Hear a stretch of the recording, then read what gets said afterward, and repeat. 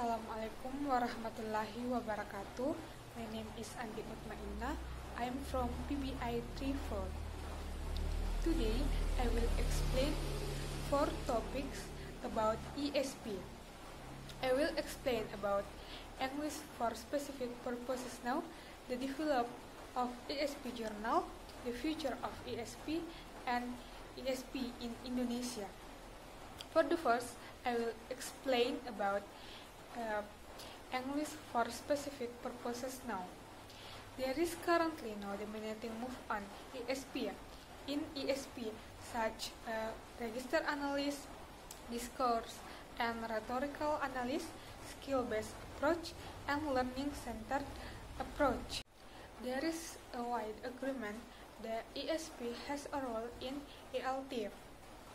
It is now also taught by many non-native speakers who able and use their knowledge and ability to teach students in their institution which they are working.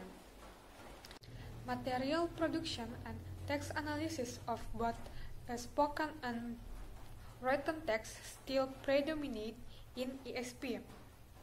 Analysis of spoken and written text, especially under the influence of Swallows genre analysis, has assumed an important position in ESP. The meaning of genre analysis is an extremely useful tool of analysis that relevance to EP, business, and other smallest branch of ESP. Doodle Evans and S.T.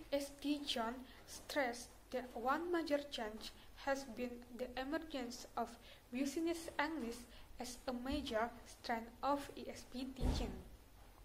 Early ESP work was dominated by English for science and technology. The next, I will explain about the development of ESP journal.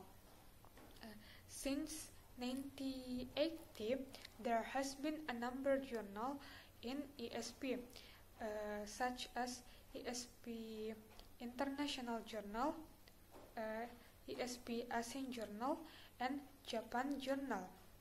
The existence of journal contribute to the history of ESP, English for specific purposes.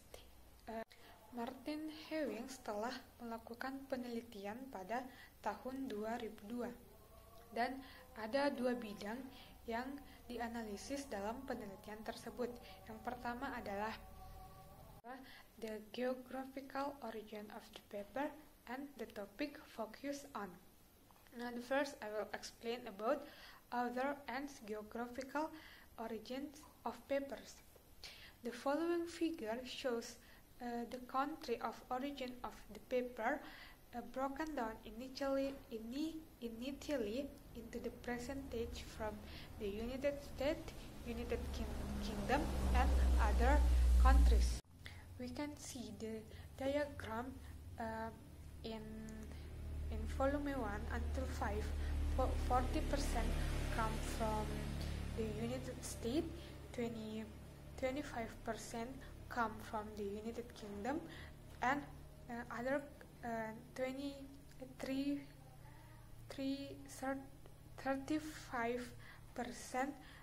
come from the other countries. In volume 60 until 20, the percentage for the US and the UK have approximately halved to 19% and 12% respectively, and the contribution of the other countries is 70%. Yang kedua adalah topic of paper. For an initial overview of the topic, focus on in ESP journal, English for specific journal. The paper are divided in ESP in general. Example, evaluation of ESP textbook, training ESP teachers, and culture, and English for specific purposes. English for academic purposes, EAP, including paper on English for science and technology, EST, and English for occupational purposes. The next is the future of ESP. In the future, on the basis of the various aspects of the description of paper English per specific journal, ada beberapa tren di dalam ESP yang akan berkembang dalam satu dekade ke depan. Yang pertama yaitu internationalization. ESP ini akan terus menyebar atau berkembang secara geografis. Yang kedua itu specialization. Yang ketiga adalah growth of business English, yaitu berkembangnya bisnis Inggris.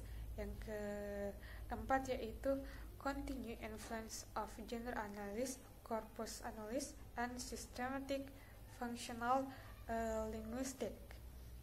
Yang kelima yaitu the effect of English as international language. The last is ESP in Indonesia. Permintaan pengajaran bahasa Inggris di Indonesia terus meningkat, baik di bidang swasta maupun negeri dan di bidang-bidang formal lainnya.